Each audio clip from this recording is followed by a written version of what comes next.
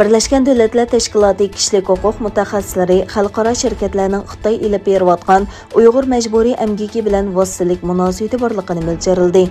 16 mutaxassis janvada bayonot e'lon qilib, o'zlarining Uyg'urlar majburiy tutib turilgan va ishlatilgan lagerlardan erishgan uchurlar bilan bu yakunga kelganligini bayon qildi. Birleşken Devletler Teşkilatı mutaxassislarining so'ziga qaraganda, 150 dan ortiq Xitoy va chet el şirketi Uyg'urlarga qaratilgan ig'ir kishilik huquq tafsandachiligi bilan vositalik bog'langan. Dağlıq markalarning bu şirketlar ichida ekanligini bayon qilgan mutaxassislar, ularning qaysi marka ekanligi to'g'risida hech qanday bayonot bermadi. Birleşken Devletler Teşkilatı mutaxassislari barliq gumonliq şirketlarni ta'minlash zincirini tekshirishga chaqirdi. Yana bir tarafdan mutaxassislar o'zlarining 13 davlat hukumatini o'z davlatida tijorat qilayotgan shirkatlarning ishlab chiqarish jarayonida kishilik huquqi bo'ysunishiga kafolatlik qilishga chaqirganligini bayon qildi. Birleşken Devletler Teşkilatı mutaxassislarining so'ziga qaraganda, nurg'unlagan Uyg'urlar insonparvarlik turalg'u sharoiti bo'lmagan ahvolda dehqonchilik, to'qimachilik, mashina va texnika sohalarida ishlashga majbur bo'lgan. Birleşken Devletler Teşkilatı mutaxassislari nurg'un Uyg'urlarning boshqa o'lkalarga elib ketilganligini bayon qilib, ularning qolgancha tutib turish, odam atkazchiligi, majburiy emgak va qulluqqa duch kelganligini bayon qildi. Birleşken Devletler Teşkilatı mutaxassislari necha 100 ming Uyg'urning jazo lagerlarida majburiy tutib turilganligi to'g'risida uchurlarning borligini bayon qildi va Xitoydan Birleşken Devletler Teşkilatı vakillar o'mikiga ishkini ichib naq maydondagi ayblashlarni tekshirishni talab qildi.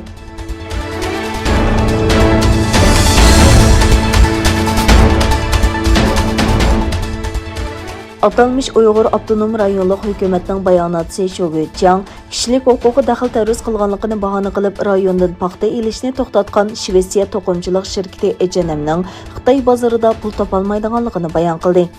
Shoguchang Beijingda o'tkazilgan muxbirlarni kutib olish yig'inida mundaq dedi: "Meningcha bir shirkat o'zining iqtisodiy harakatini siyosiylashtirilishi kerak emas. H&M davomli Xitoy bozorida pul topolamdi, endi bo'lmaydi." Shoguchang bu markalarning o'z putiga palto solganligini va Uyg'urlarning ishlashga majburlanganligini bahona qilib, rayondan paxta setib olishni to'xtatish qarorining aqlga muvofiq emasligini ta'kidladi. H&M'ning qaroridan keyin bu shirkat Xitoyda boyqut qilishga boshladi. Xitoydagi nurg'un elektronlik savdo do'konlari va aqliy iqtidorli telefon ishlab chiqaruvchilar H&M'ning mahsulotlari va qo'llanishchan programmalarini o'chiribdi. Amerika, Kanada, Angliya va Yevropa ittifoqidagi davlatlar 22 mart Xitoy amaldorlariga Sharqiy Turkistonda Uyg'urlarga qaratilgan kishilik huquq tafsandachiligi sababli jazo yurgizishni qaror qildi.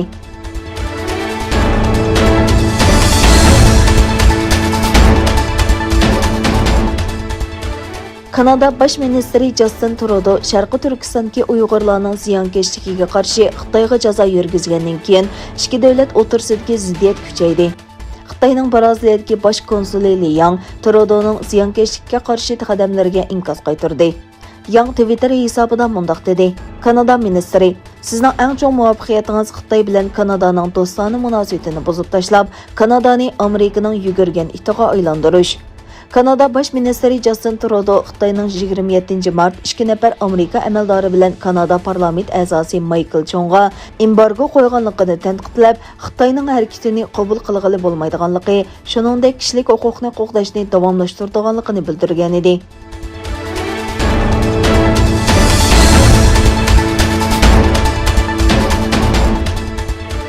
Yevropa İttifaqı Tashqi ishlar va bexatarlik siyosiy yuqori darajalik vakili Josep Borrell Yevropa İttifaqı rahbarlari boshliqlar yig'inining qarorida Turkiya bilan o'rtaq manfaatlanadigan sohalarda aktiv hamkorlashish ta'kidlaganligini eskartib, aktivlik bilan buni davomlashtirish uchun davomlashtirishimiz kerak dedi. Borrell yuqori besimliq diplomatik hafta nomli blog yozmasida oldingi hafta Yevropa İttifaqı boshliqlar yig'inida Rossiya, Xitoy va Turkiya bilan bo'lgan munosabatlarning asosli temalardan bo'lganligini o'tirg'a qo'ydi. U Rossiya bilan Xitoyning g'arb dunyosiga qarshi birlashib ketganligini, Yevropa Ittifoqining Uyg'urlarga qaratgan qilmishlari sababidan Xitoyning bir qism amaldorlarini jazolashni qaror qiladiganligini tilga olib, Rossiya va Xitoy hamkorligining asosining demokratik qarashni rad qilish ekanligini ta'kidladi.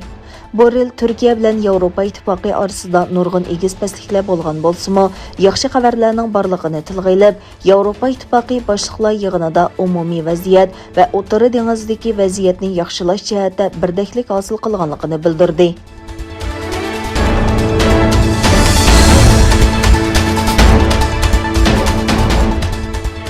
Egilenishicha, Xitoy bilan Arab ittifoqi o'rtasida sonliq ma'lumot bexatarlik hamkorlik tashabbusi o'tirg'a qo'yilgan. Xitoy yer shari televiziya to'rining xabar qilishicha, bu tashabbus Xitoy muavin tashqi ishlar ministri Ma Jiaoshu va Arab ellari ittifoqining muavin bosh kotibi Husam Zoki qatnashgan sin yig'inidan keyin e'lon qilingan. Taraflar raqamli iqtisod tez taraqqiy qilayotgan muhitda sonliq ma'lumot bexatarlik hamkorlik tashabbusining alohida muhimligiga qo'shilgan. Bu tashabbus Xitoy tashqi ishlar ministri Wang Yining rayon ziyoratidan keyin o'tirg'a qo'yilgan. Xitoy davlat raisi Xi Jinping sin yig'iniga qatnashib, kelishimning muhimligini ta'kidlab, taraflarni tabriklagan.